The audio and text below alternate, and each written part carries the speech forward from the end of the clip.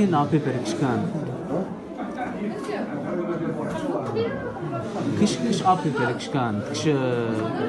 فيش طيارات جايه انا قاعد من بعد التربيه تاعتي باغي غير على الطلاب تاعي. ما جيت انه انا عندي واحد هاي شغل كورس عالي قاعد فيه عرض